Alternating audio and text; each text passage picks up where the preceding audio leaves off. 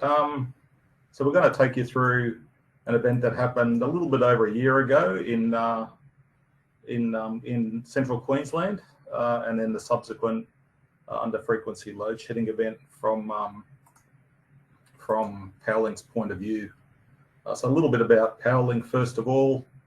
Our transmission network sort of runs from the southeast corner up to Cairns, and then we've got the major load centre in the southeast corner, coal generation in the southwestern corner, and then two interconnectors, the main interconnector to New South Wales, and then also a DC link.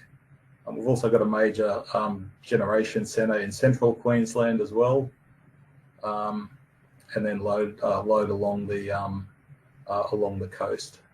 So in a minute, Gavin will take you through the sequence of events that happened on the 25th of May 2021.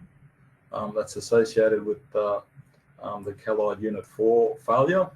And then just some statistics there. So the demand prior to the event, about 5,300 megawatts. The generation loss during the event, so you can kind of see that basically we lost about half of the generation in the state at the time. A little bit under half of the load was lost, and then our frequency, the minimum frequency that we saw in the southeast corner, dipped down to 48.5 hertz. Okay, we'll go on to the next slide.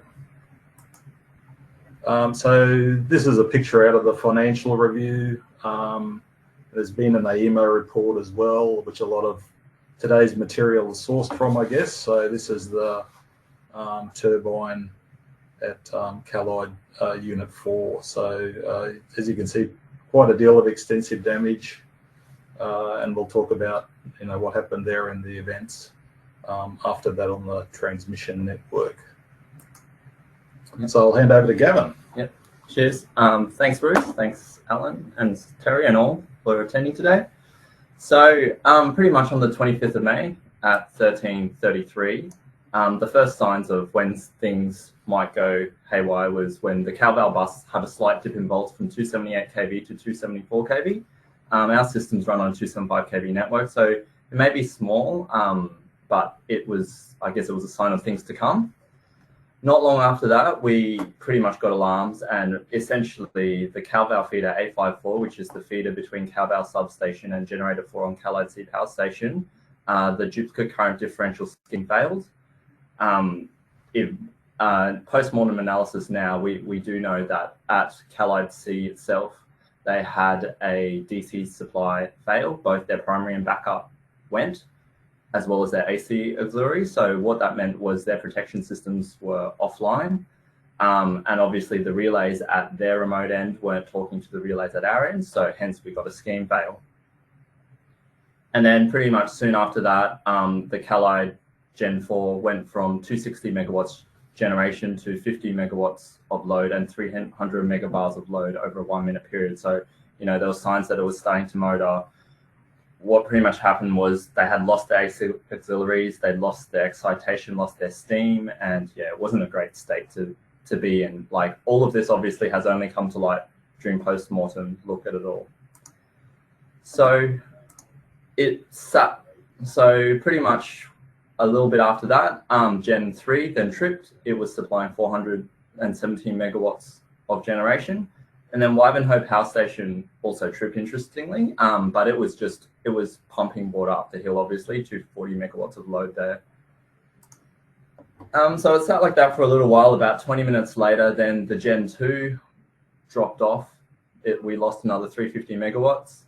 And then Gen 4 went from 300 megabars of load all the way to 1200 megabars. So essentially it spiked drastically, and pretty much that sort of triggered off everything else. Obviously we've sourced information from AEMO and from our own findings, so we can only speculate on some of the things. But at that point we suspect that there was thermal issues on the transformer, and probably something happened on their generator transformer at around that, a bit after that time. Because about a minute later, a minute later, Gen 2 then went off. But then a little bit after that, then we had Stanwell generators 1, 3, and 4 went off. So what we suspect happened was a fault developed due to heating issues on the windings within the transformer. And essentially it produced a fault on the 275 kV network within the windings of their generator transformer. And then so it dipped the volts down, and pretty much Stanwell, it's got a black start capability. So it tripped to house load based on under voltage settings. And that obviously after this AMO report is also under review as well. But essentially we lost a combined of about 1 gigawatt of generation at that point. So based on what we suspected was a fault in the transformer, then we sort of lost our feeders from Stanwell to Calval, slow zone 2. So all of these feeders on the Y protection had a distance scheme, permissive overreach, so they were looking onto the Calval bus and potentially further, and they went. And then we had the Haley's feeders go, and then the Werdong feeder go. So essentially all of the feeders into Calval were dead, and all of the generation was dead. So essentially Calval dropped to 0 volts. Everything was offline there, and losing such a major substation as well as such a major transmission area, that's when everything triggered from there. So then we lost Armidale to Sapphire Wind Farm, that tripped. We lost a bit more down south, Armidale to Jumaresque went, and then we lost all of our Gladstone generation, another 600 odd megawatts gone there.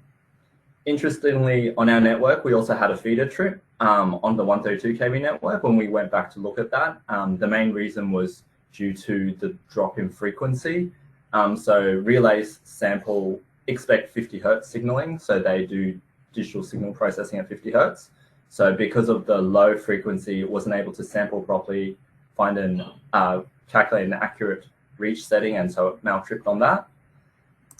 And pretty much from then onwards, that was the start of where it went downhill, and then all the load shedding started. So I'll hand it back to Bruce. Okay, thanks, Gavin. So the next slide, we'll look at the frequency. So in black is the frequency in New South Wales, measured at Sydney, and then in orange there you can see the frequency at Stanwell. So once these events started to occur, the sequence that Gavin's taken you through, all basically, the generator was motoring, for a good 20 minutes, and then once we had the fault and the slow zone 2 operation and the generators, you can see the frequency dropping off here. The way Queensland's under frequency system set up, and Rebecca will talk a little bit more about that from a distribution point of view in the next presentation, but basically, so under frequency kicks in at 49 hertz, and then we've got a group of blocks as well. So basically at this point here, we start to the under frequency load shedding scheme kicks in, and then after several blocks sort of operated, you can see the frequency starts to recover, and then once it recovers, the interconnector recloses, and then the system sort of carries on, I guess.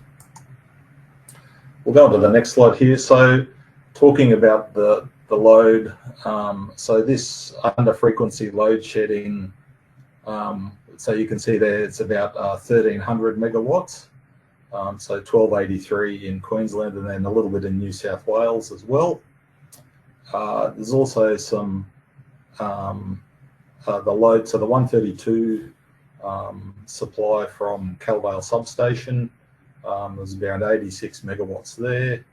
An aluminium smelter at Boyne Island in the vicinity, so we've got under voltage and under frequency load shedding there, so that tripped off another 256 megawatts. And then our under voltage load shed schemes in central Queensland, 650 megawatts. So this portion here is the under frequency portion, but the total load loss there you can see around 2,300 megawatts. Okay, so these two tables are out of the AEMO report, and then a summary of the load blocks that I was kind of mentioning. So at 49 hertz for 150 milliseconds, we'll trip off the first load block, and then you can see as the frequency decreases, those we'll trip off more and more load blocks there. So I was talking to the we've gone back to the planners and operators here at Powerlink and trying to understand. We don't dynamically calculate these figures here. This is all done post analysis. But there's one of the other things that the AEMO report considered, and something that maybe we look into in the future is the differences here between what was expected and the actual load loss here. These two here, you can kind of see they're a little bit different. But as we go further and further down, the differences aren't as substantial, I guess. Okay, and then another interesting table out of the AEMO report I thought people might find interesting is this is the generation pattern through the day. So Southwest Coal is Tarong, Millmerran coal stations, Gladstone's a coal station, Stanwell, and then Callide. So you can see the generation breakup pattern of the day before and after, I guess. So the Tarong and Millmerran stations rode through. Gladstone,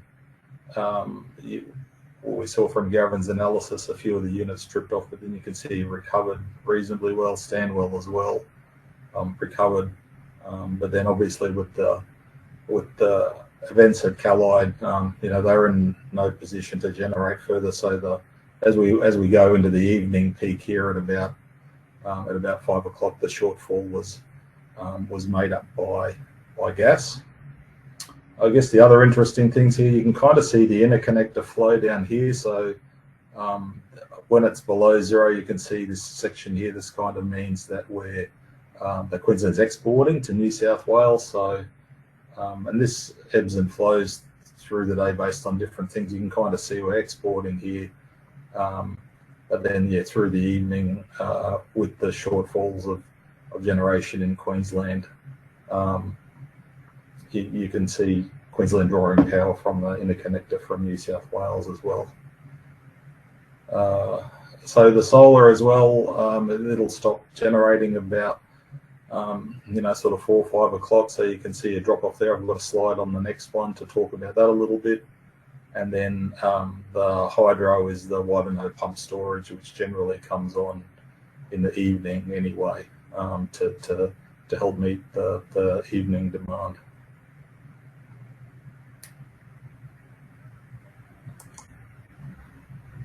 Okay, so the next slide here,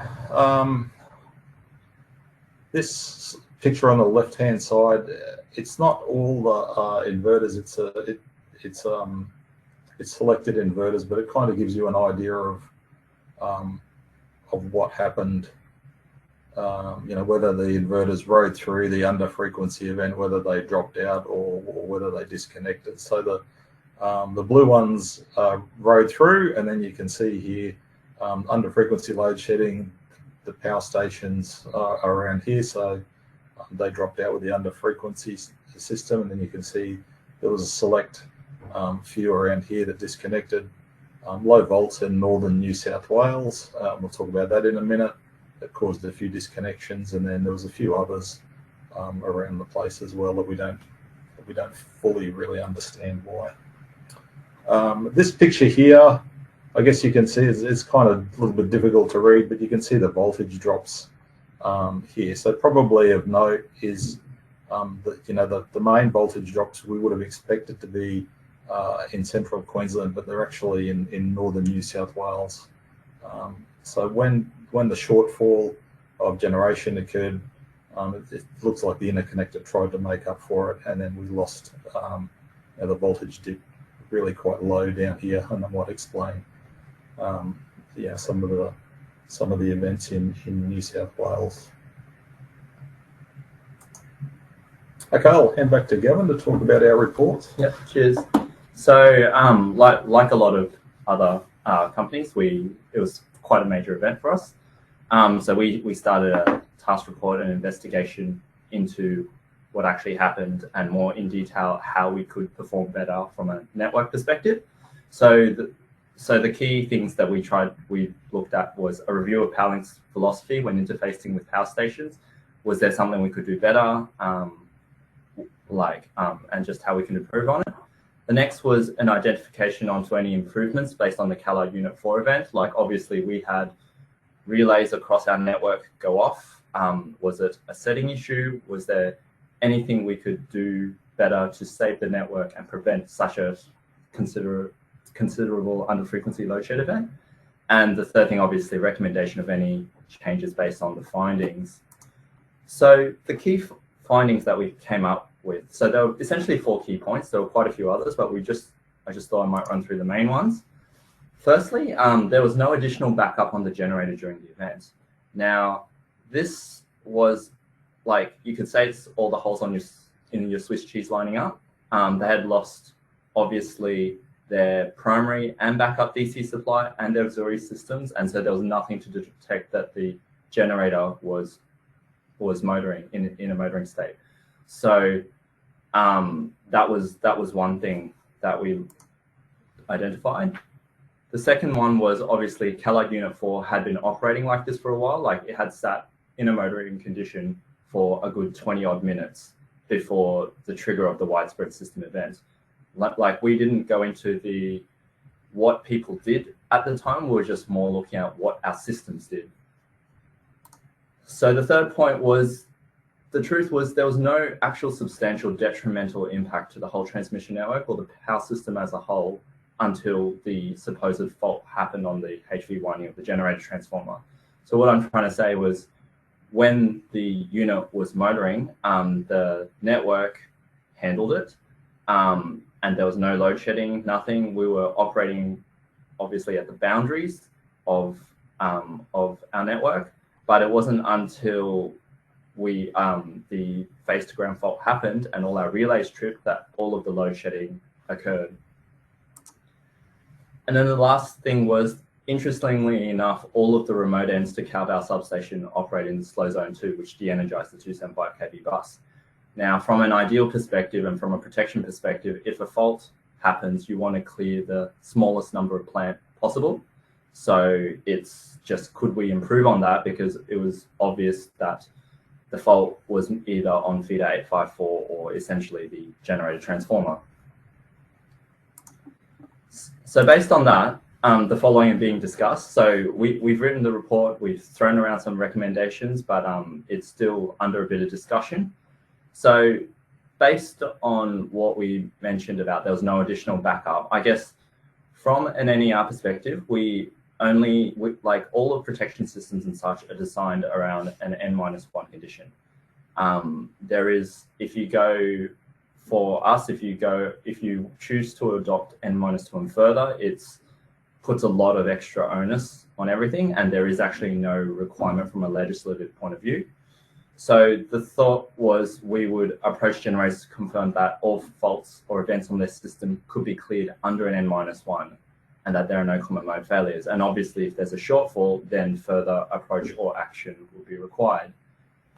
So obviously, in this particular scenario, if a generator turns into motoring mode, there should be a loss of excitation, there should be reverse power. There's a couple of different protections that could identify it. Obviously, the fact that they lost both their primary and backup DC supplies, like there's investigations about whether that was a common mode event, and that has been thrown back to Callide itself to investigate. But yeah. So the second part about how Callide sat like that for a while, so we've suggested obviously implementing a monitor system. So our job isn't to protect a generator asset. Our job is to maintain security, protection, and whatnot of the transmission network. So it would, there would be financial, legal implications and whatnot, unless agreed otherwise, if we were to trip off a generator if we had an automated system that tripped off a generator for an issue with them. So obviously, so from our perspective, it's obviously advantageous to implement a monitoring system to give the controllers and all that more information if such an event occurred. So essentially, it was to monitor abnormal conditions like excessive negative sequence faults or currents that have been around for an extended period of time, or if it was motoring and all that. It was just if there was a time delay and an alarm, it would flag something up with the controller to obviously take further action or investigate further.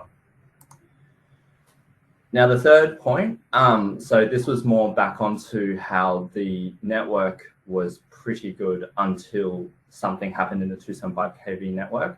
So based on everything and the fact that we're protecting Powerlink's assets, we couldn't see a real reason of why we would implement further backup protections into a generator's network.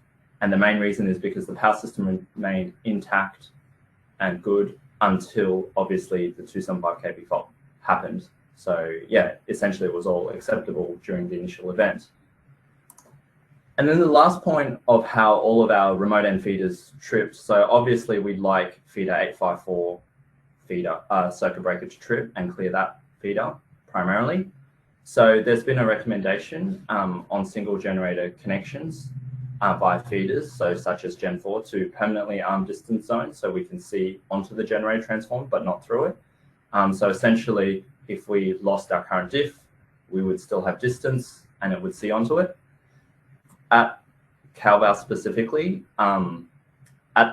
when the incident occurred, we're actually going through a secondary systems upgrade. So those relays, unfortunately, were older relays that didn't have distance zones set in them, and they weren't able to be set because they were older relays. So this would obviously mean that a fault on the generator transformer hopefully would be seen by that feeder protection, and it would trip out as well. And obviously we would want to set up faster than the slower zone 2s that were set all around CalVal substation. So that way it would, feeder 854 would trip out before the rest of CalVal tripped out. And essentially we wouldn't have such a widespread event and lose so much generation. And obviously the load and load shedding subsequently. So yeah, that's pretty much up investigate. So that's in discussions right now. But so a lot of this information here that we brought together has come out of the AEMO report. So they've done some investigations, and you can find it on this link here, the trip of multiple generators and lines in central Queensland. And yeah, so if you want any further reading, that talks a bit more about the pre-contingent, post-contingent, and a bit more of the, probably more from a system network point of view. Rightio. Back to you, Alan. Thanks, everyone. Yeah, thank you. Thanks, Bruce and Gavin. We'll just maybe stay on the line. Got a few topical questions I don't think will get answered in some of the later presentations. So the top one, hopefully you can hear me. Yep. From Jabulo Miller. With the inverters that did not ride through New South Wales, is it understood why they did not ride through? Not entirely. I think it's more to do with the drop in voltage. So you could see from that, from the diagram that the volts dropped down to 0.2 and 0.3 per unit. So yeah, that's our understanding. Yeah, I'm not sure whether that's 100% correct or not. Any discussions from Essential on that one? Any that you've had involvement in, Bruce or Gavin? Or I guess where was that data that came from with all the various? So yeah, basically out of the AEMO report. Okay. So I'm not sure what their source of information was there. Yeah, and we've got from Peter Kilby, where is the undervoltage load shedding used?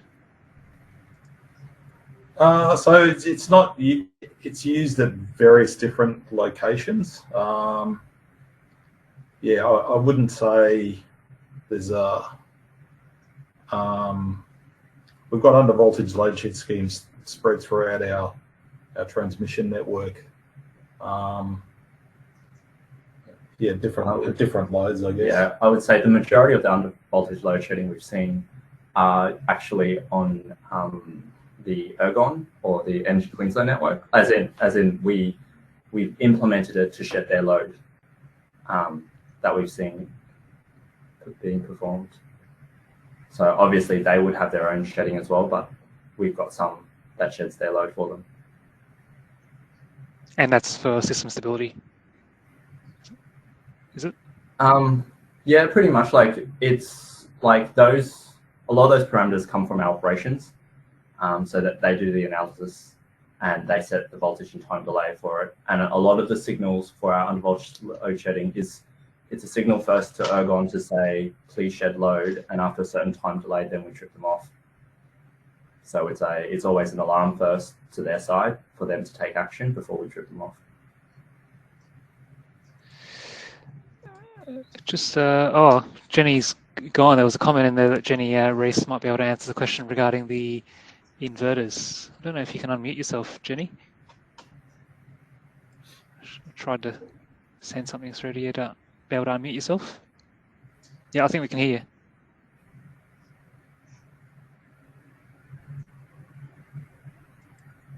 Jenny, do you want to try talking?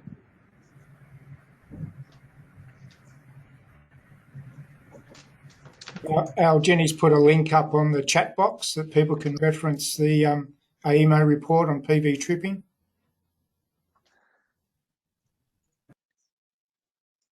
Let me try one more time. Oh, okay. We'll leave that there. And we've got a few other questions, but we'll have to move on. We'll see if we might come around back and answer those questions later. So, next presenter will be Rebecca Harvey from Energy Queensland. She's the lead engineer, regulatory and emerging technology network operations, and she'll be talking about the under-frequency load shedding challenges in Queensland. So, Rebecca should be able to share now.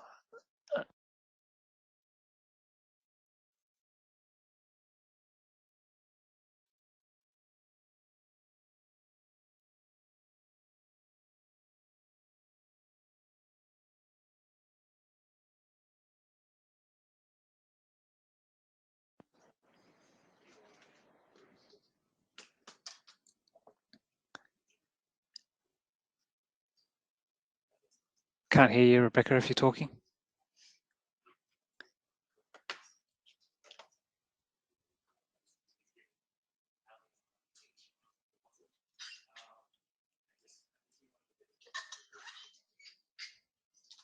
I've just sent you an unmute request as well.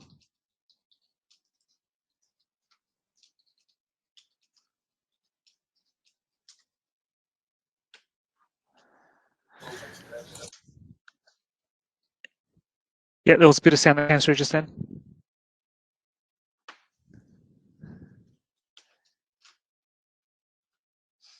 And we can see your PowerPoint screen. Okay, present. that must be it now. Excellent. Thanks, Alan. All right, is that in presentation mode now? No, it's not. Okay. Try again. How about now?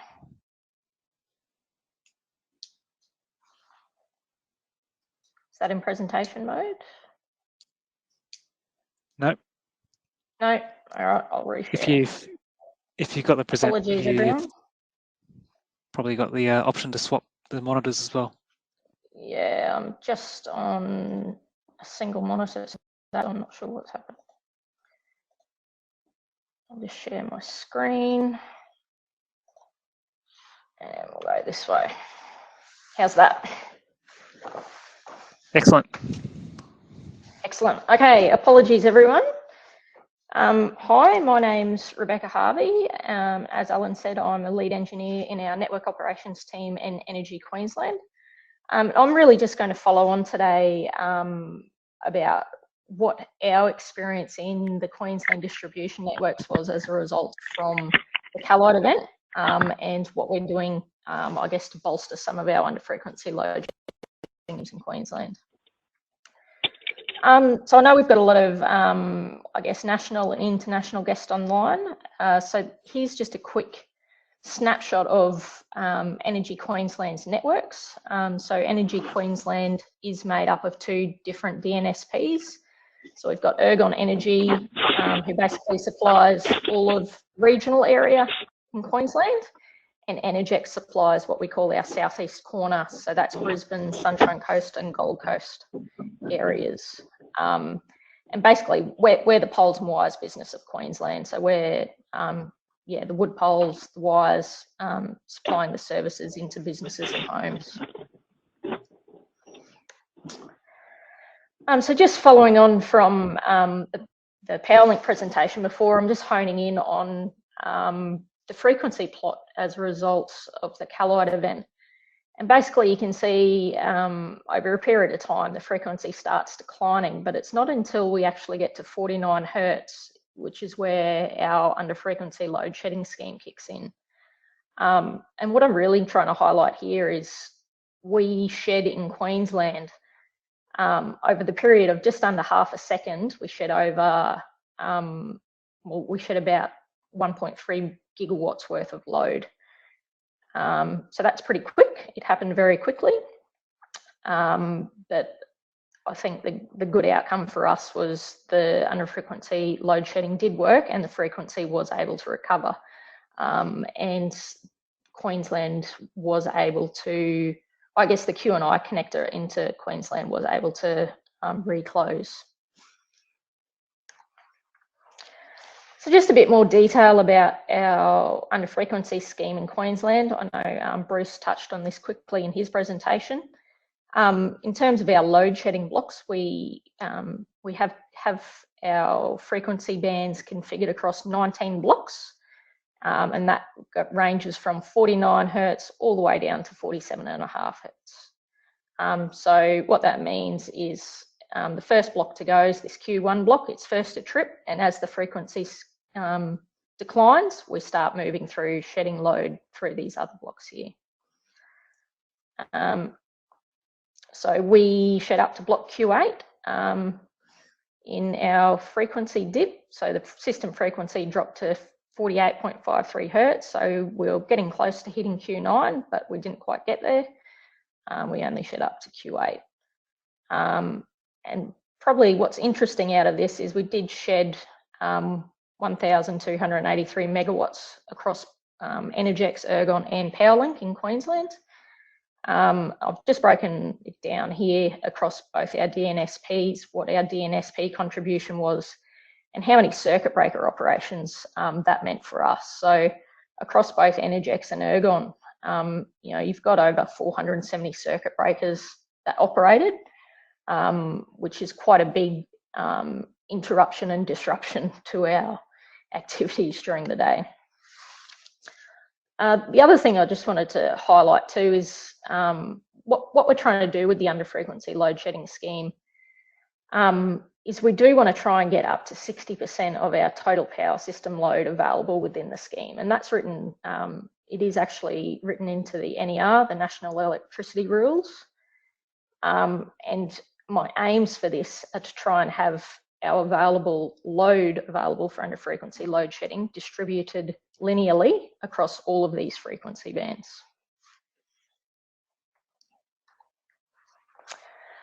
I just want to explore with you guys a little bit now the different implementations of under frequency we have across both our DNSPs. So in our Energex network, so this is our southeast corner, Brisbane, Gold Coast, Sunshine Coast, we predominantly use centralised schemes. So we have a relay which sits on the LV side of our transformers at zone substations, which has an under frequency element. And this element here basically uses mirrorbit comms using fibre optic links to drive a common under frequency tripping bus, which will then trip many circuit breakers under a single frequency block. So what we find is in Energex, all the under frequency measurement is done here on the LV side of the transformer. And then we basically drive a common tripping bus and trip many circuit breakers. And I guess that has some pros and has some cons, and we'll discuss them in a tick.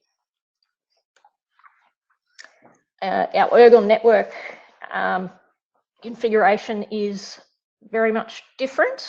Sorry, those red boxes weren't meant to be where they are, but we have in our feeder protection relays, our distribution relays in Ergon, we have our under frequency elements embedded themselves within these relays. So that's those J81 elements there. So what that means is this under frequency protection is separately configured in each feeder management relay. And that gives us a lot more flexibility and allows us to be a lot more selective and targeted in how we configure and trip our load across many different frequency blocks.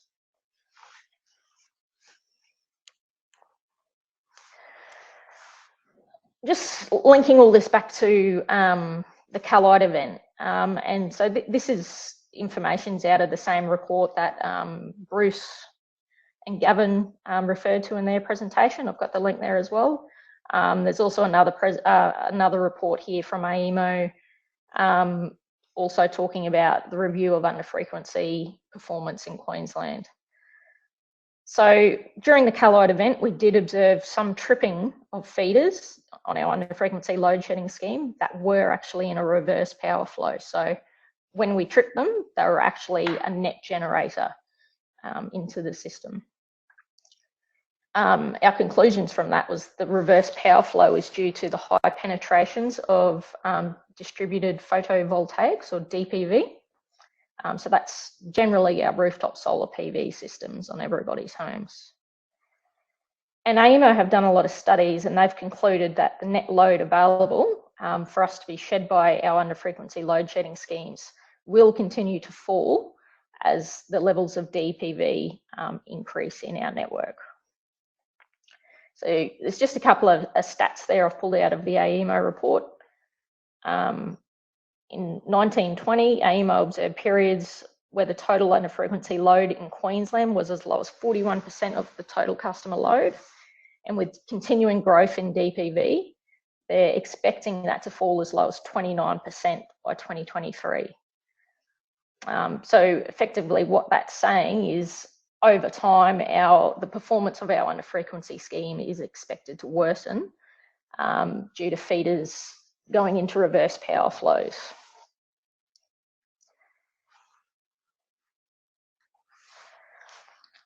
Just included some snapshots here from some of our feeder forecasts. So this is a feeder in Toowoomba, which is a large regional centre to the west of Brisbane. What I've included here is I've got a minimum day and a maximum day load profile forecast, and the forecasts are basically from now out till 2032. And what it's showing with our predictions of PV uptake and PV forecasts is we are expecting the magnitude of that reverse power flow to increase during the daylight hours. So these feeders are expected to be net generators essentially during daylight hours. And you can see the magnitude of that generation is quite significant. You know, as we start to get to the end, out to sort of 2030, we're looking at about 3 megawatts worth of generation back into the system on a single feeder. And conversely, on the other side, we're still also seeing the magnitude of these evening peaks increasing. So that's on a minimum day load profile. So that's typically our shoulder periods, so around about Easter time, or I guess September, October sort of time. We have pleasant weather, no one's running air cons, no one's running heaters, and everyone's rooftop PV systems are pumping out all that lovely power. We can also see even on a maximum day load profile, so these are our hot summer days, we've still got rooftop solar PV eroding out load available to the scheme on the maximum demand days. So we're still getting that hollowing out and that increase in that duck curve profile even on our maximum demand days. So I'll just link back here. This is the main piece of work I've been working on for the last couple of months. Is we're looking at what we can do to try and increase the amount of load available to us under the under frequency load shedding scheme.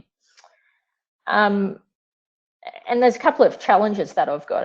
I'm looking after two DNSPs, so Energex and Ergon Energy Network, and they've both got very different configurations and also legacy systems that we're trying to manage and get across to understand what we actually have. A main challenge in my Energex system is we actually use feeder current analogues to estimate megawatts on the under frequency load shedding scheme. So at the moment, the system we've got assumes all power is exporting and it doesn't account for reverse power flows. My Ergon scheme, at the moment, I'm just using a clunky old spreadsheet, which is horrible, but we're looking to move to a better system. However, we do have the benefit we can use measured real power analogues taken from our feeder management relays, and we can query, I guess, our historical data a lot easier. So I guess the challenges here and some questions I wanted to raise to the group. I've got two DNSPs with two very different implementations of under frequency schemes. I've got information sources, data sets, and standard feeder management relay deployments. They're not yet aligned across my DNSPs. And I'm expecting my reverse power flows to increase due to increasing levels of rooftop solar. So a few thought-provoking questions for the audience. How can we better manage our under frequency relay fleet settings management and workflows? Considering we've got different instances of our setting management system, we've got different implementations of physically how the under frequency schemes are installed in the field. And we also have challenges managing our legacy under frequency schemes as well.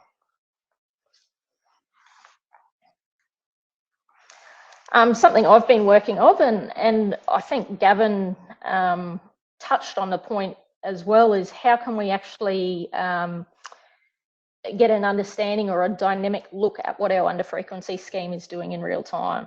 So I've been building some dashboards, or starting to build some dashboards, particularly with our Ergon data set. And this is just an example dashboard with two of my regions, only two of my regions in there. But we're basically able to summate all of the load available to the scheme across all the different Q blocks.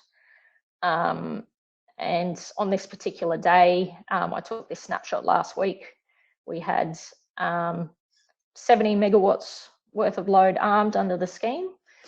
And probably what's more interesting is having a look at the number of feeders that were in a reverse power flow at the time. And at this particular point in time, we had 4 megawatts in reverse power flow. So I'm looking forward to working on this a bit more over the coming months and getting our full data set in there and starting to try and get some real insights out of this information.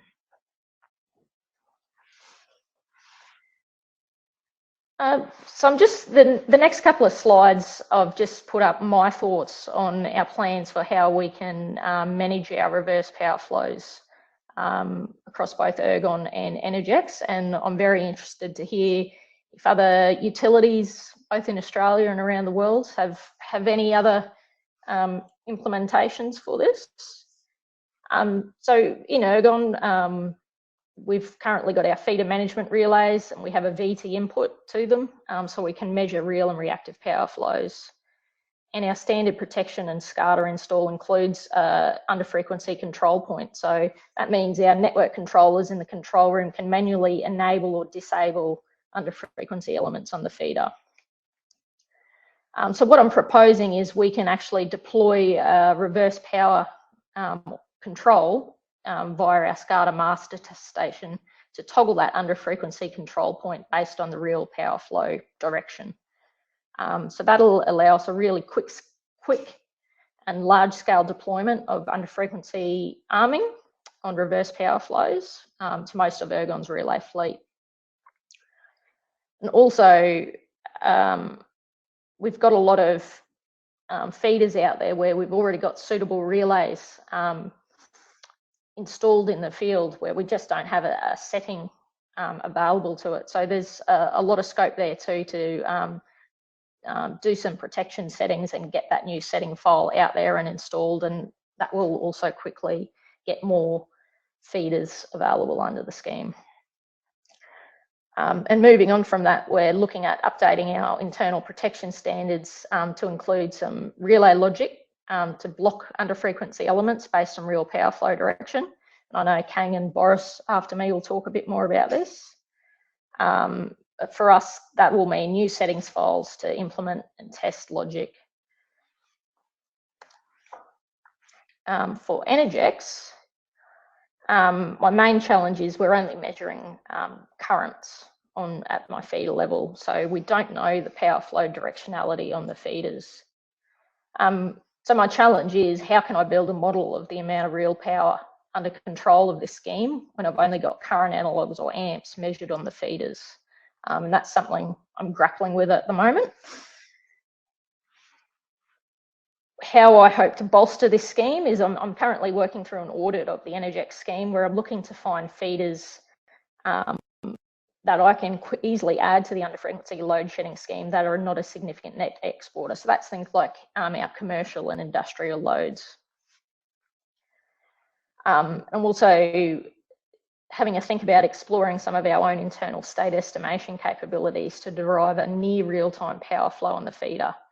And that'll help us build a picture of power flows on the feeders and what our capability is for under frequency load shedding. I think ultimately we're going to need to look at augmentation projects to upgrade our Energex relay fleet.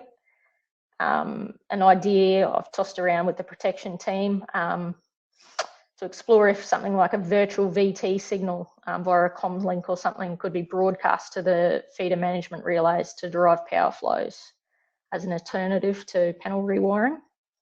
And that'll have the benefit of shifting the under frequency element away from the centralized transformer element and down to individual feeder relays, and it'll improve our selectivity and granularity of load available. So my last slide here, I just wanted to throw in a quick example of what the benefits of reverse power flow blocking or dynamic arming would be. This is a little substation called Howard. It's in the Wide Bay region, so it's near Hervey Bay in Maryborough, for anyone who's familiar with the Queensland area. And this substation, it's only small, it's only got 3 feeders, but these feeders do have very high DPV uptake. And you can see in particular here, this green feeder, Burham Heads, during the day, it's exporting about 1.5 megawatts back into the network. And similarly, this Takura feeder, pardon me, the blue feeder, is about another 700 or 800 kilowatts. So basically what I've done is summated all the feeders, and you can see during the day at a substation level, we're getting about 2 megawatts worth of export in the middle of the day.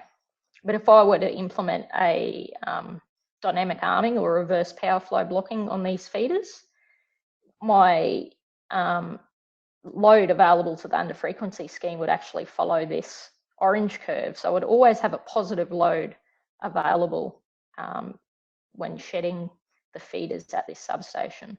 And the green curve here is just showing the amount of reverse power blocked if we were to implement the blocking. So thank you, everyone. I think Kang and Boris are going to go into the mechanics of how this is done a little bit further, but yeah, interested to hear everyone's feedback and questions. Thanks, Rebecca. I'm just going to take over the screen for a little bit for everyone.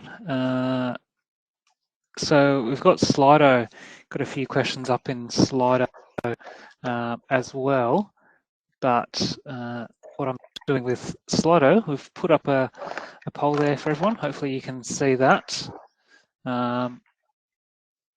Oh, What's it done? Yes, so what you've got there, you've got the Slido link. We've got a poll up. So if you go into Slido, just go to the website or scan the QR code there. Everyone, you can type in an answer to the poll. We'll leave that up over the next session. And we've got a few questions in there as well. So we want this to be an interactive session as well. A bit of dialogue, bit of conversation at the end. So we'll leave that up and come back around to that. But now what I'll do is I'll hand over to the next presentation, as Rebecca said, is going to be Kang Dang, who's the Principal Engineer in Engineering and Design at Western Power. And he'll be talking about some of their design considerations and lessons learnt. So I'll stop sharing my screen.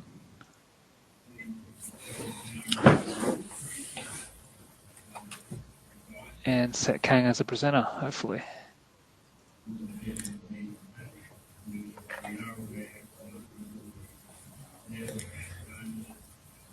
All right, we can hear you, Kang.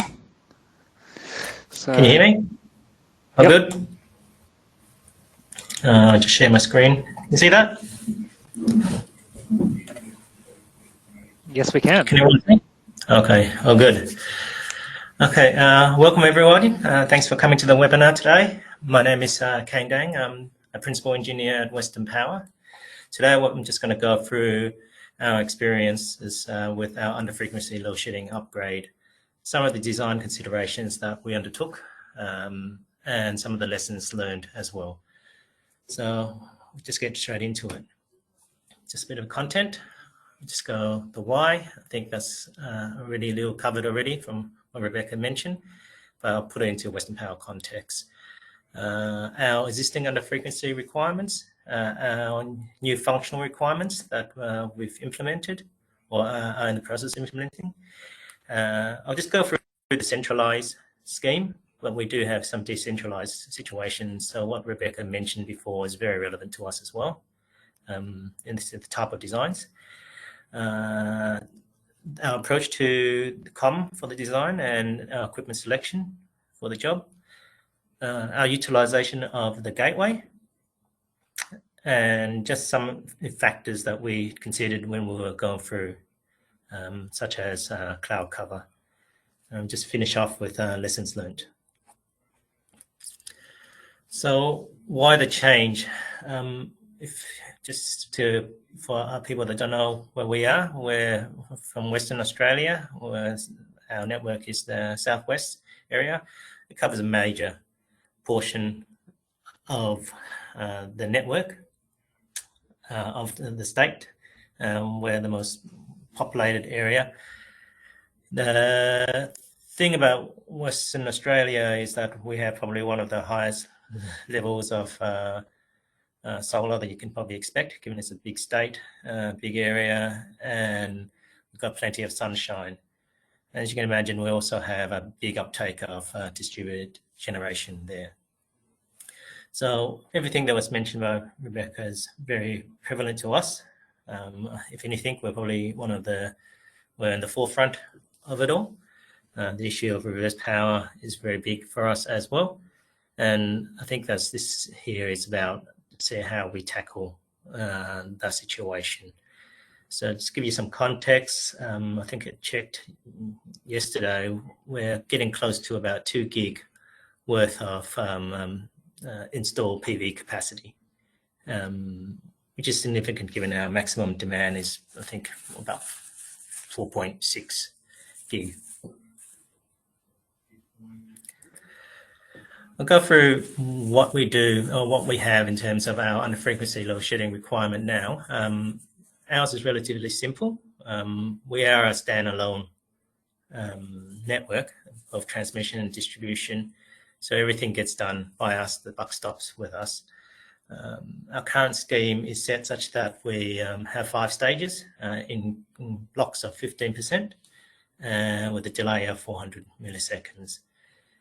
Now, with the reverse power, the question is, can we still meet these obligations, given that, a lot of these feeders now are going reverse. They're no longer a load, which we traditionally treat them as. They are a generator. So reverse power block is something that we strive to actually do to mitigate some of this this issue. And just a little bit more context of our current design. We have a few generations of design in there. Our older design were all centralized type of arrangement where we have one under frequency relay and we distribute the trips accordingly. But all the local stage selections, all the stage selections were done locally, and also the remote stage selection we have implemented within our later relays, which are all done in our protection relays as a standalone. Regards to our functional requirements, we had to come up with some functional requirements to see exactly how do we progress this type of design. The first thing we wanted to achieve was to provide 4-quadrant metering to some of our at-risk feeders. This provided 2 things: a visibility to our network operators is the first thing, to see the gravity of the reverse power conditions that's occurring. And secondly, we were going to utilize that metering information for and embed in our reverse power blocking scheme itself. Secondly, we decided to actually make everything bring up to standard anyway, the remote stage selection and in arming. 2 reasons for that. One was to at least avoid the manual drive to do the stage selection, and the second, it also sets us up well if we ever want to make this design or the scheme overall a bit more dynamic. So at least we have control points into the substation. And finally, the one that we really want to achieve at the end was really to implement reverse power block. And how can we do that? So like I mentioned before, these requirements needs to go into our 2 schemes that we have out there, one being centralized and one being decentralized. And when I say decentralized, it's on the board, on the feeder relays itself. And we had to take slightly different approaches for different relays that has the capability or not, decentralized. But for the centralized one, we went with a new design, and I'll go through that now. So just an overall view of what I just mentioned before. So we have the master station, we have the stage selection signal, and we have the reset signal to, in the case of an event, to make sure everything gets convexed to restoration, help with restoration. So we have then, it'll feed into our gateway, the signal gets passed through. In the centralized scheme, we've decided to use the reverse power block signal from our gateway itself, and under frequency, it will be done by protection relays, and all the logic and controls will be processed by the protection relays itself. So in a nutshell, that's what it is. Go through the next slide, give you a bit more detail. So in the process of doing this, we had a few substations, quite a few substations. We have to actually try to make these changes. We had a few criteria that we needed to address.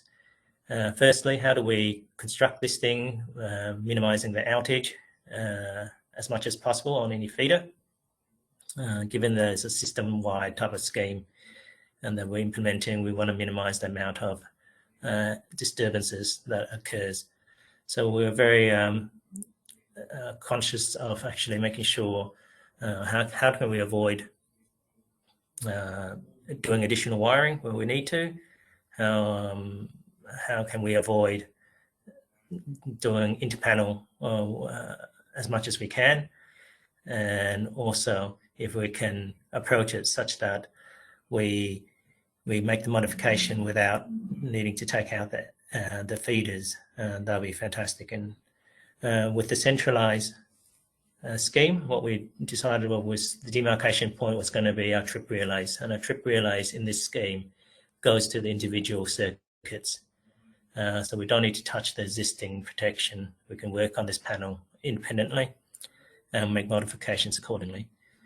So with this one here, we decided to get rid of all the old controls, all all the manual controls, the old frequency relay, utilize the previous frequency source, and replace the panel with our relays respectively. Now in our relay selection, what we did was we decided to break it down to 3 relays. There was a lot of debate about how we should approach it, but at the end of the day, we decided to go with 3. There was a few reasons for this. One, the amount of logic that we're going to be needing to use, and an amount of feeders that we have out there. So at a maximum, we'll have 18 feeders in our substation, and we can have as much as only 3 feeders in certain substations. So we allowed for the scheme to be scalable. So a maximum of 3 relays, and we can now put in to whatever number we need from there.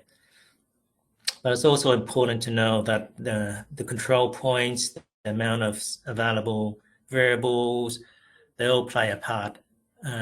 So the number just worked out. That 6 for us was a good number to go with, and that gives us adequate control points, adequate latches, adequate logic within the relays to do the job. Because there is a lot of, I kept it simple on the other slide, but the controls gets quite complicated, especially when you're dealing with the selection, the stage selection.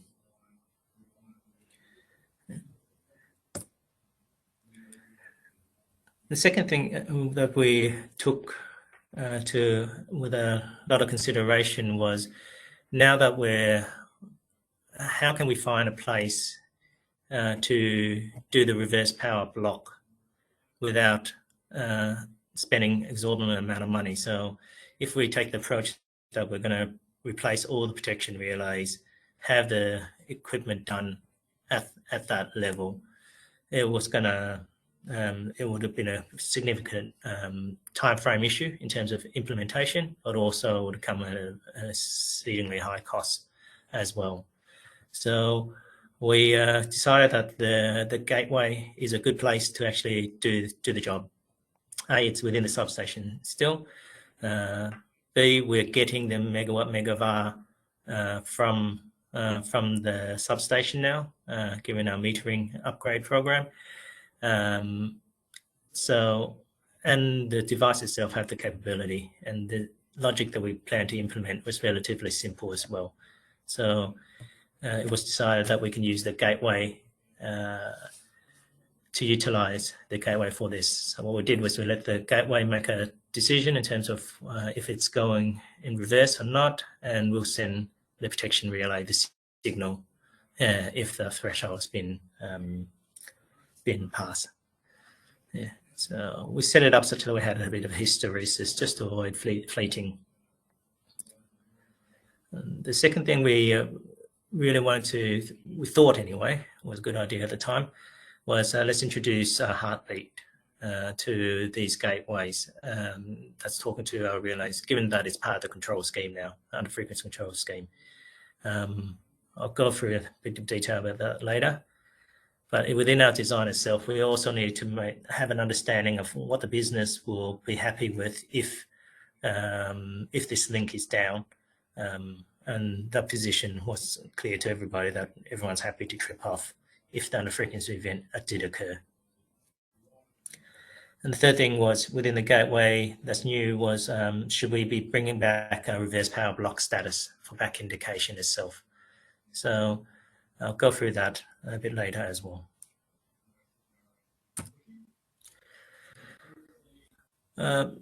One of the things that we were concerned about was now what's the effect of cloud cover to reverse power block? One of the things we wanted to avoid was we wanted to make sure that we know what we're getting into. Reverse power block can occur and be fleeting depending on potentially the environment, particularly cloud cover, if there's overcast or whatnot. So how does that impact the feeder and which direction it actually goes into? And we did it we look at it just to give ourselves some idea of what the impact is to the protection system and the SCADA system and how hard it's going to work. So one of our engineers did some evaluations in regards to some BOM data. Look at the type of cloud cover, if you can see here, broken it down into 8 types. And we compared those type of cloud cover to what occurred on that day, just to see exactly what the impact of cloud cover is. So I thought I'll share a couple of those slides with you. So this one here is on a clear day. The ideal scenario, you can see the green is the megawatt, the orange, anyway, the one with the square is your signal for your reverse power block signal itself. And you can see the scheme worked quite well. It's in this scenario, we only had the one transition for the day, which is brilliant, and everyone's happy. If now you go to cloud cover, so on a broken day, broken cloud cover classification or scattered, we find that these are the worst type of cloud cover. It sounds intuitive, but we just need to actually have a look at ourselves. And we can see that there is a direct correlation between the cloud cover and any reverse power condition itself. So that was observed, and I think we just had to be wary of what that actually all meant.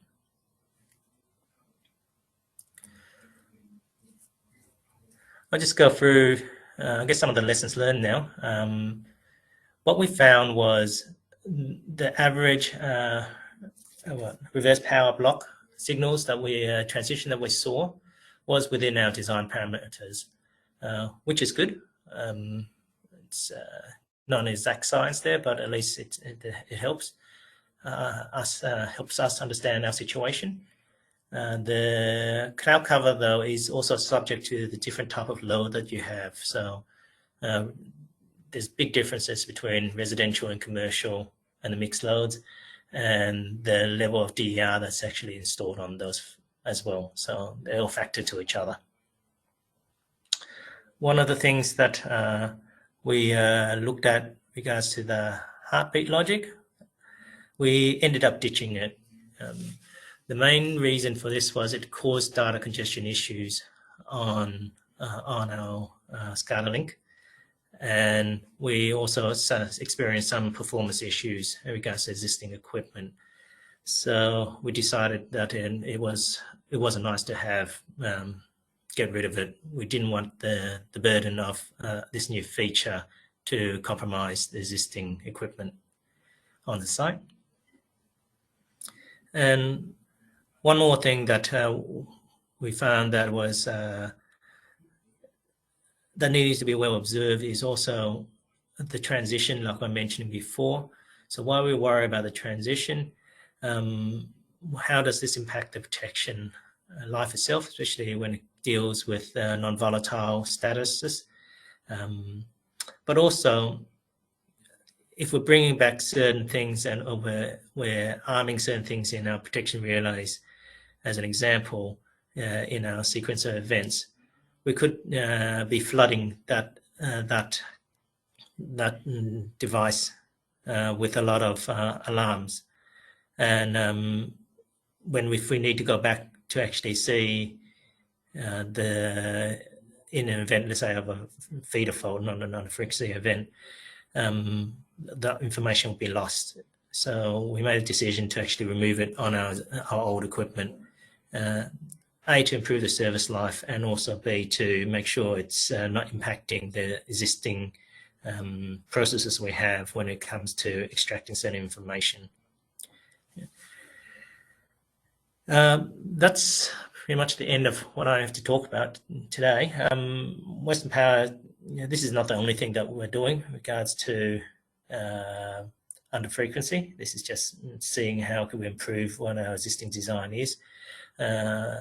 Treatment of under frequency is done at a lot of levels, and it's an active type of activity now within the business, given we are a lot more vulnerable, if anything, than any other state.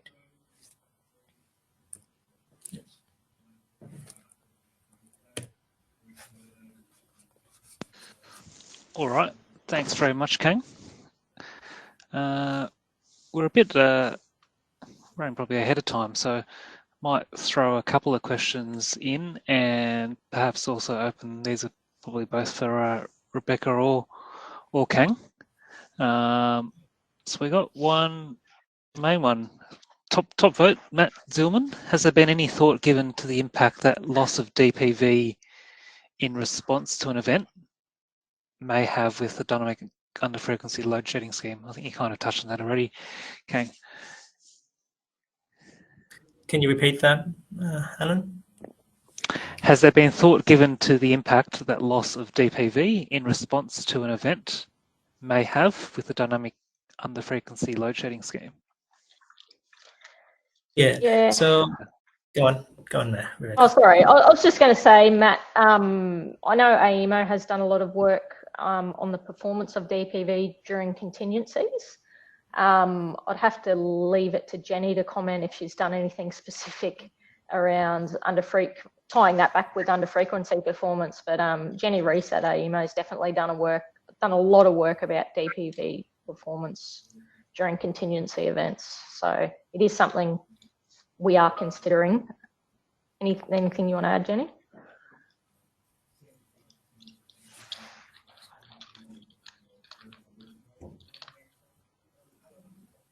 No, she can't unmute.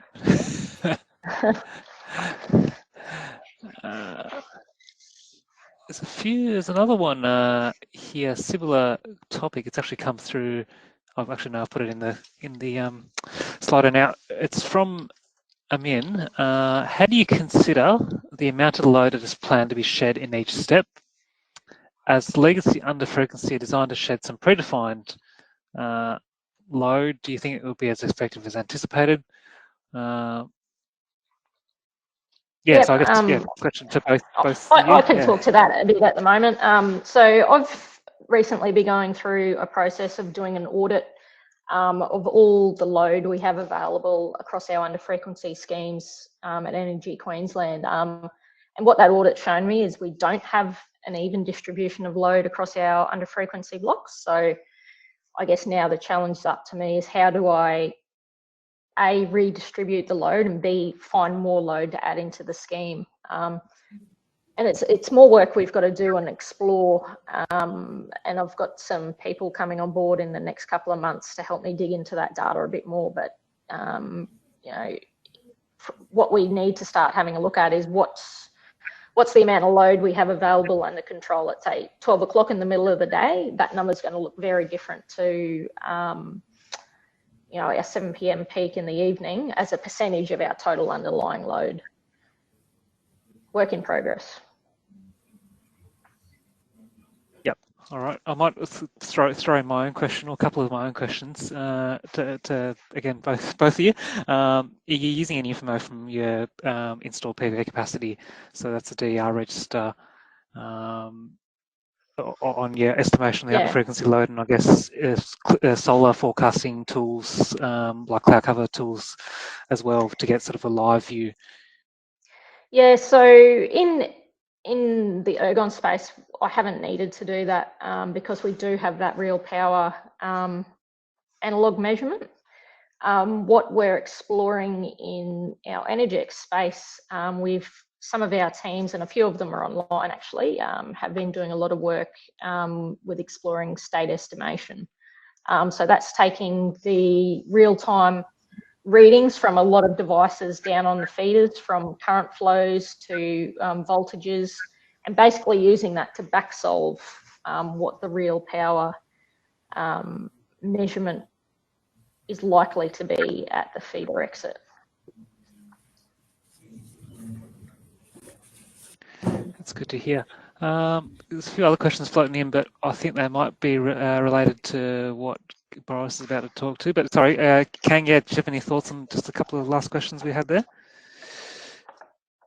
Yeah, I just guess regards to the dynamic control itself, how we set it up was we try to make the new control points available. So the intention would be if we need to stage or move stages up or down and whatnot, we'll be able to do it later on at a master station level or at least at a higher level. Then send the controls through.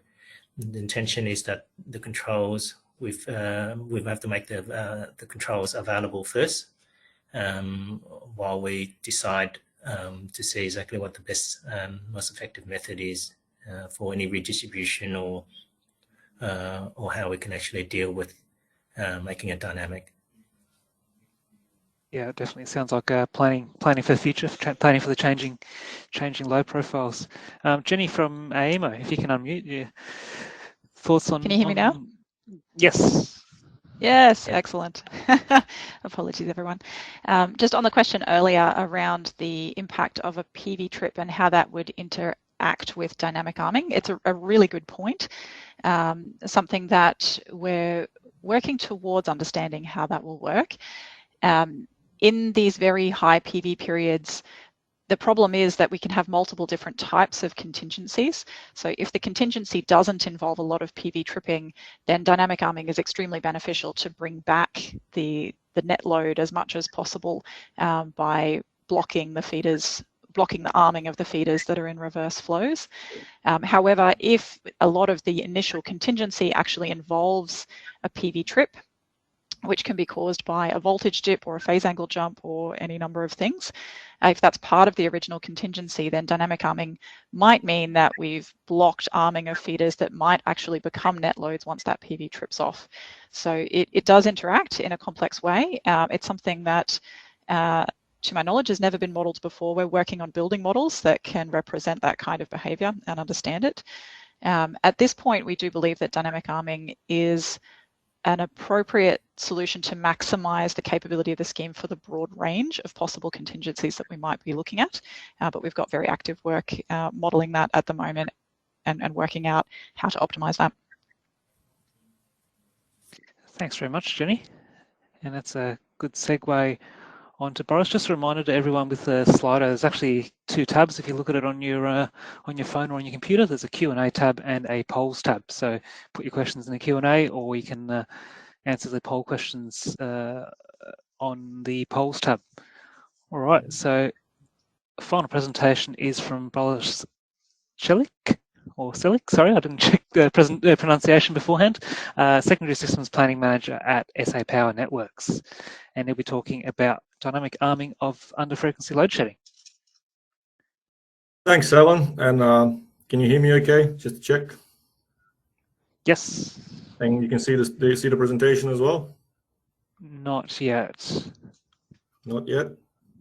All right. I might have to reshare in that case.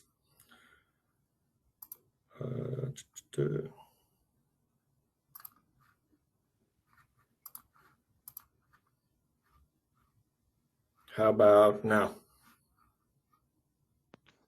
We can see the PowerPoint view. Yep. All right. Not presented. Full view? Yes. There we go. Yep. All right. Your camera's still off as well. Yep. I will turn that on. If it turns on. All right, thank you. Thanks, Alan. And thank you all for taking the time out of your busy schedules to attend this seminar. And thank you to all the previous presenters for setting the stage for what I'm about to talk about, which is dynamic arming of under-frequency load shedding. My name is Boris Celik, or Celich, whichever way you prefer. I'm not really fussed. And I'm in the Secondary Systems Management team at SA Power Networks. I feel very fortunate that Rebecca and Kang have already gone ahead of me and done much of the hard work by establishing the importance of under-frequency load shedding for maintaining the balance between load and generation in a power system and the different schemes and the different challenges the different utilities have. And I'll also touch on different positions in the network that UFLS may be installed. I'm hopeful to share some experiences that we've had in South Australia and some challenges that we're looking to address as our industry goes through one of these fundamental transitions that it's seen since inception. So much of what I'm about to show you has been developed in close collaboration with SA Power Networks and AEMO. And I have reused some of the content that has been published in an AEMO report at the link at the bottom of this slide. So do have a good read of that report as well. It's a very good report that AEMO put together for us. The key point that I'm talking about here is that at SA Power Networks, we have to completely redesign and modernize our under-frequency load shedding scheme.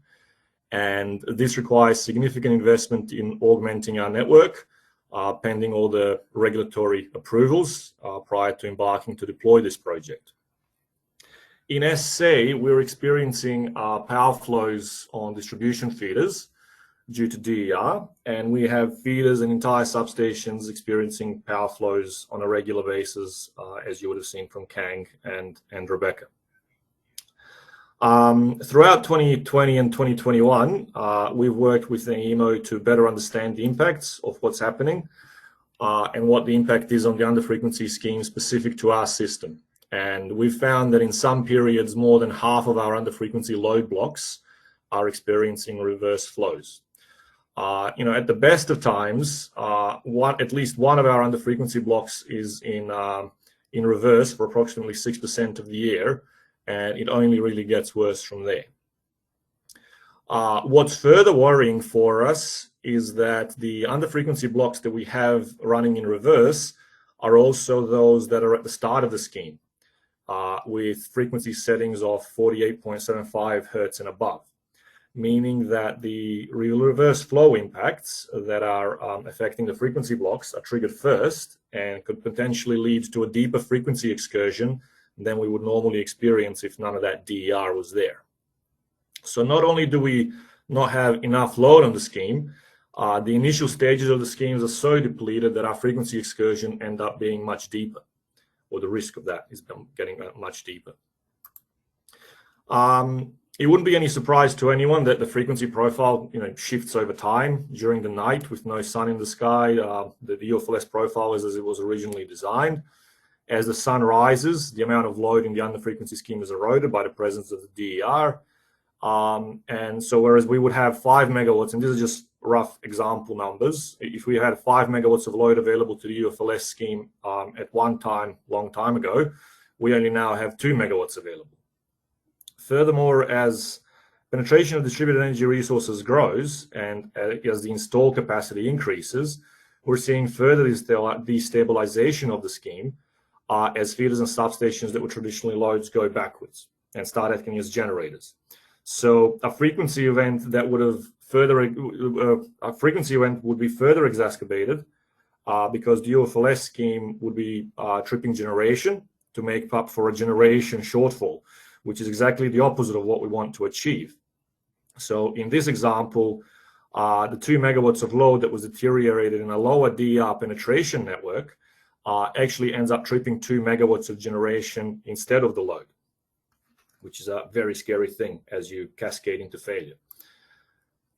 So how big is this problem in South Australia? Everybody's saying, everybody thinks their problem is the biggest problem. We also think that our problem is the biggest problem. And AEMO have indicated that SA needs between 800 and 1200 megawatts on the load shedding scheme available to the scheme for the scheme to be effective. In October of last year, we set a minimum load demand record of 188 megawatts of operational demand. And correct me if I'm wrong, Jenny, but I think we've beaten that since as well in March this year, I think. Could be wrong, the timing, but I think we've beaten it. And if that wasn't scary enough, translating that to an under-frequency scheme, had an under-frequency load shedding event activated on this day, we would have actually tripped 133 megawatts of generation because the scheme on that day was actually running 133 megawatts backwards. So what are we doing? We've got 4 initiatives. According to the rules that Rebecca mentioned, this is in the NER, we have to have 60% of our underlying demand available to the UFLS scheme. which equated to a significant portion of our network not actually having UFLS capability at all in the past. So there were some areas of the CBD and some areas in some of the industry that was exempt in the past. And the original authors of the rules didn't really anticipate that the distribution network would be running in reverse. So we are looking at expanding our scheme further out to locations that we've never traditionally tripped for a frequency event. We're also looking to upgrade the scheme to be able to do the dynamic arming to enable and disable the under-frequency elements depending on the direction of the flow of the feeder. So if a feeder is a load, the under-frequency will be enabled. If it's a generator, frequency will be disabled. Once we upgrade the scheme, then the modern capabilities of those two initiatives of expansion and dynamic arming will then allow us to get two additional benefits that are currently under consideration. And I'll just briefly touch on them here and dig into them a little bit later on in the slides. But to summarize them, one of these initiatives is just to adaptively rebalance the scheme as the system needs and rebalance the blocks. So a feeder that is maybe 48 hertz overnight would be shifted to 49 hertz during the day in real time as it's needed. And then that feeder would then be going back, put back into its normal frequency position or in the frequency profile at the end of the day. The other initiative that we can easily deploy if this project goes ahead is to have, and the going ahead of this project is dependent on regulatory funding at this point. But the other initiative would be to assist with frequency recovering after a frequency event has occurred. So rather than tripping in the first wave, when you have your frequency excursion, there is some potential benefits of waiting a few minutes. And if the system is struggling to recover back to 50 hertz, we instead tripped a delayed element for a few minutes later to help it recover. And this is from the AEMO report. So we anticipate that the deployment of dynamic arming will restore approximately 400 megawatts of load to the under-frequency scheme.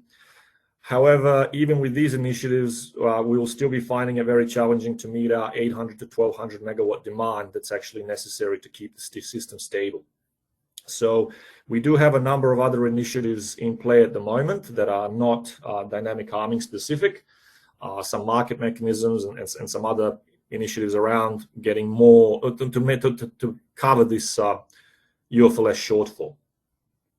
So after the dynamic arming, we won't be negative anymore. We'll at least put it back into the positive, but then still a lot of work needs to be done in other spaces to get the rest of the frequency of the rest of the load available to the frequency scheme. So while we were considering the architecture of the scheme, we've done a lot of optimization in an attempt to maximize the amount of load available to the under-frequency scheme as economically as possible. Our network topology and the application of under-frequency relays to that topology is a very important factor when considering how to optimize the solution. And both Kang and Rebecca sort of talked about this a little bit in that, there's differences in the topology and where it is deployed, what type of abilities are deployed, what is actually out there. So again, I'm just using simple numbers here, but whether you trip at the substation level or at the feeder level plays a significant role in how much load you'll be able to add to the scheme and how much generation you will keep once you have tripped. So for those utilities that are tripping these LV or the 11 kV or the 33 kV transformer breakers in some instances, those would maybe have to be moved down to the feeder level. If the substation is running backwards, arming and desubbing at the substation level in these simple numbers that I've shown here would only be preserving about 1 megawatt of generation. However, if you move your tripping points to the feeder level, then not only are you preserving 3 megawatts of generation that remains connected, you're also adding 2 megawatts of UFLS to be used to stabilize the system, discounting, of course, the impact of the disturbance on the actual DER that remains connected after it doesn't ride through, or does ride through, depending on which era of standard it was applied to. So this topology and capability intersection will be unique to every utility and will greatly govern how large an investment will be required to be made to rectify the scheme. Applying this topology principle network-wide, we can then go out. It's easy enough to think about what's happening at the substation level, what's happening at the feeder level, and should we move the feeder level, the substation level under frequency down to the feeder levels and individual feeders. But we also have a large rural subtransmission network, which traditionally supplied customers directly, or we had them on shared feeders where we had substations teed off of those 33 kV feeders that also supplied downstream customers and substations. And the abundance of cheap land in those rural areas has attracted a large number of solar farms, which has led to an increasing number of grid-scale solar farms connecting to these rural areas and overtaking the aggregate infeeds from the normal household PV. In these instances, we didn't just have to think about do we move it from the substation level to the feeder level, but because our implementation was at the transmission connection point, should we be moving it away from the transmission connection point down further to the feeders or down further into the downstream substations? So we don't just have to move the frequency functionality to the next substation level, but in some instances to the substation down. And the functionality around what is installed at those substations plays a crucial role in that as well, because some of those substations are protected with relays, they're protected with reclosers, and then how do you arm and disarm reclosers? And all of those questions came into effect. So originally, the under frequency scheme was at the start of the subtransmission line, maybe a 66 or a 33, and we're looking to move some of those down to the 11 kV because the most of the load can actually be put back on the under frequency scheme if we go down to that level. This topology will again be very unique to a utility in question. So any intersection between capability, topology, the local load, and the amount of DER penetration will really dictate the solution purely based on the financial benefit that you can get. So it will really depend on how each utility has historically implemented the under frequency scheme. So topology is one thing, but capabilities is another. And our existing capabilities are rudimentary, to say the least. We have a lot of electromechanical protection relays for under frequency, or we have electronic relays that we built ourselves. The relay pictured here was basically built in-house in our electronics lab in the 1970s and 80s. And basically the guys back in the day just went out and bought a bunch of CDG cases and put this electronics system in that they built into a CDG case and then just went and deployed it. So although it is impressive that we built our own relays at one stage, in today's world, this scheme is fundamentally simple, unsophisticated, and it's totally inadequate for what we need to be able to do. We need relays that are smarter. We need relays that can track the frequency, can do power measurements, can track whether the power is flowing in forward or reverse direction, and we need relays that are smart enough to block and unblock trips accordingly. So overall, we need to deploy this new technology where the topology of the network requires it and uplift our capability to maximize the amount of load that is available to the frequency scheme. So, once we are hoping to expand the under frequency capabilities to the network locations that have not traditionally carried under frequency protection. And we will overhaul our existing under frequency protection schemes to be able to dynamically arm those loads. But once this body of work is done, then it is a small incremental cost to start doing some really smart things within the frequency profile itself. So the original distribution of load amongst the different bands was designed to be linear in nature on our network, as depicted by the thick red line that it's trying to be linear. It's a bit zigzaggy, but it's definitely trying to be linear, but that's what it is.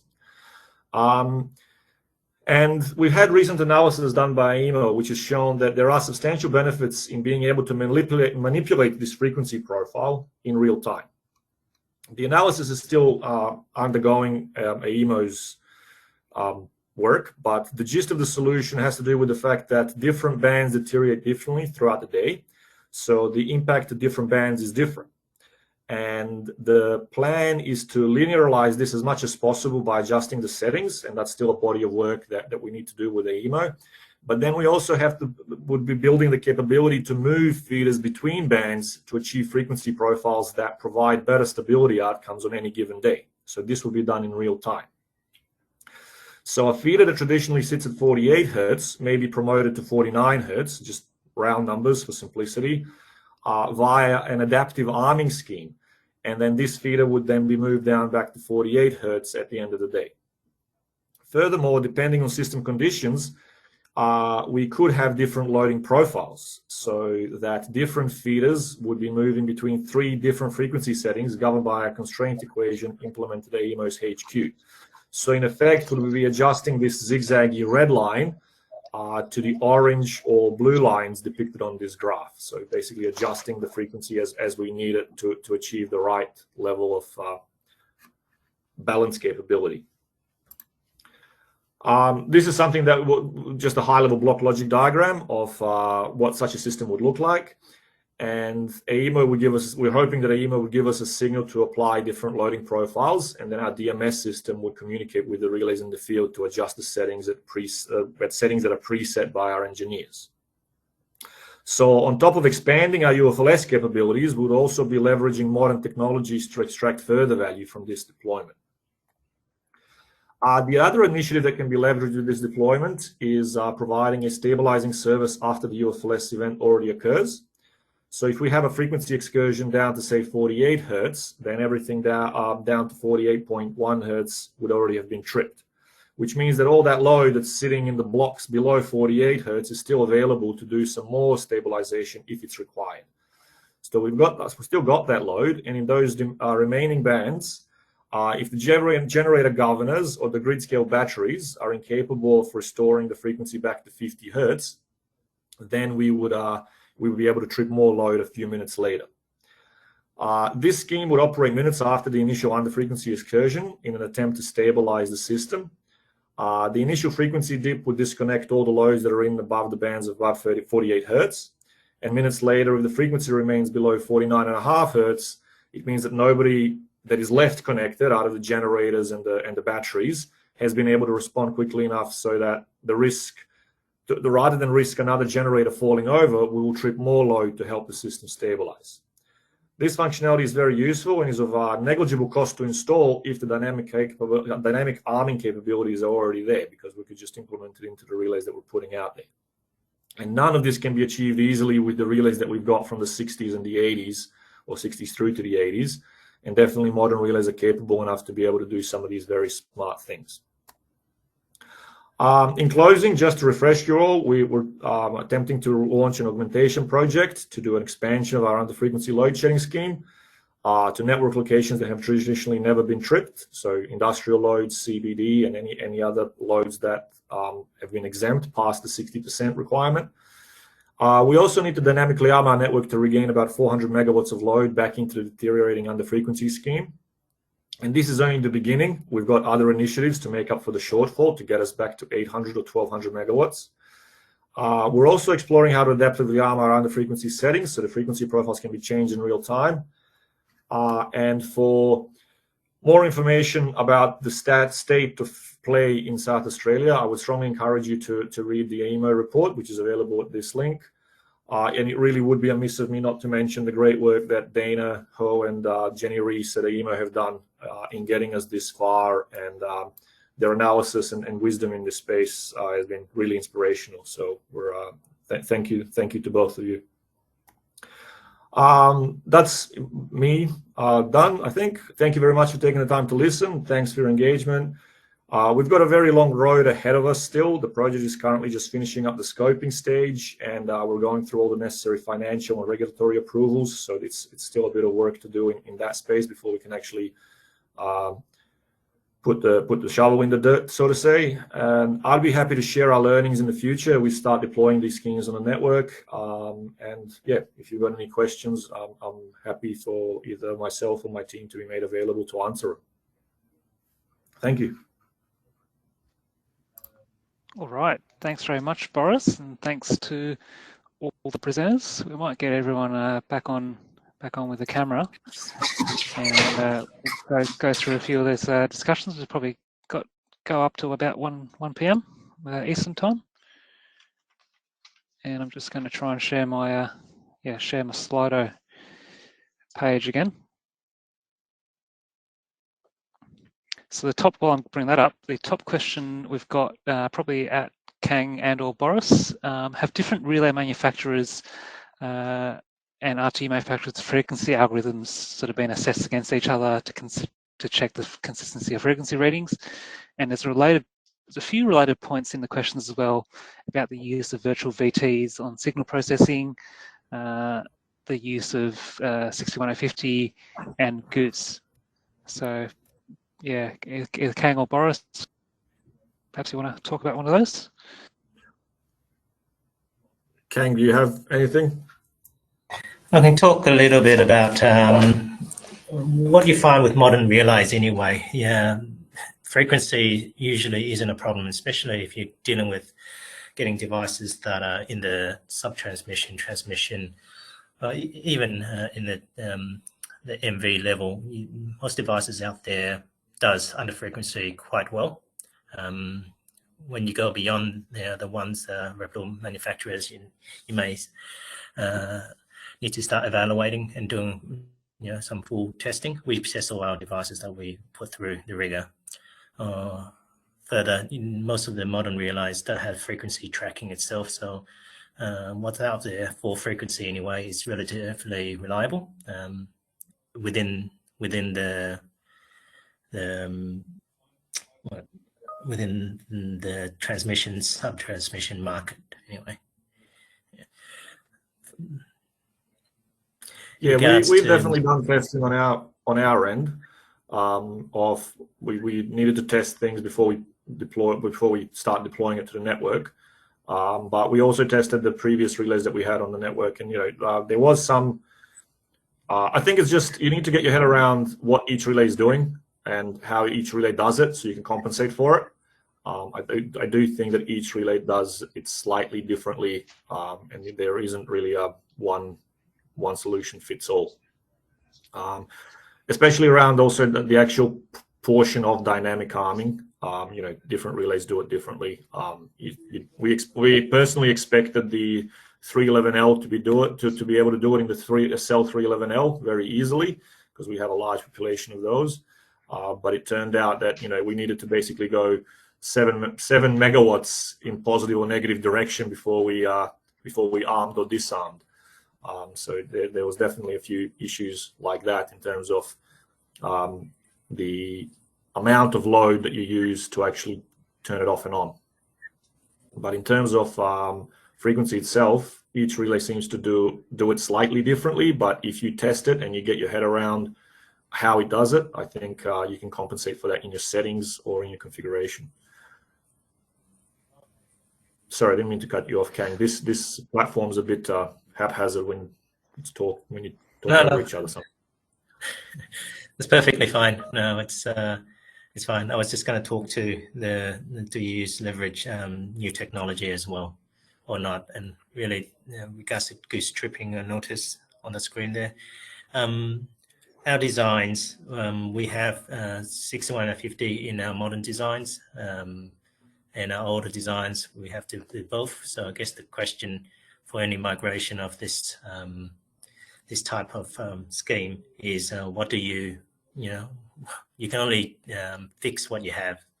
I found with our experience, you can't just you can adopt for all, but to move the bar regards to what technology you follow or you standardize on while you're trying to fix what you have or retrofit what you have, you got to be a bit flexible. There's no one rule fit all. All right, one last question, maybe a quick one. Interested in this answer, come from Ping at Ausgrid as well.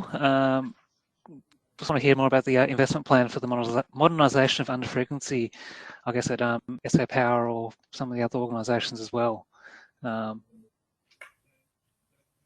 So we are currently going through a regulatory pass-through to fund this, and that is currently with the AER. We have had to do a RIT-D, or transmission utilities probably have to do a RIT-T. So we're just basically going through that process now, and hopefully it'll come together nicely. I'm not sure what more you'd be If you might want to come off mute, what more you'd be interested in, but right now it's a pass-through. We anticipated that we would have to do something in our last regulatory proposal. So there was some discussion there in our reset proposal and the acceptance of the AER that a contingent project may be applicable. The estimates that we got for the estimates we had at the time of our regulatory reset proposal indicated that we might have to do a contingent project. But we've sufficiently optimized the scheme with the assistance from AEMO to make sure that the most cost-effective solution is deployed. So we didn't really qualify just based on expenditure on the regulatory or for the requirement for the contingent project. So we have had to go through a pass-through process instead. I'm sure the others might have something to add, but we're hitting time, so we'll leave the questions there. So just to wrap up, obviously I'd like to thank all our presenters, Powerlink, Bruce and Gavin, Rebecca from EQ, Kang from Western Power and Boris from SA Power Networks. Call out as well to Peter Bishop, who's the convener of the B5, Seagrey Australia B5 panel. So this event has been just to keep everyone in the protection and control area in touch with what's happening. We've got B5 obviously is going to have a significant presence at the Cairns Symposium next year. So watch out for call for papers. And in the meantime, if you've got any ideas for presentations, etc., would like to present, you can get in touch with either Peter, Terry, or myself. Also, or the Seagrey Australia NGN, which is the Next Generation Network panel. And the recording will be up on YouTube. If we can share the presentations, we'll do that as well. Thanks very much, everyone, and have a good afternoon.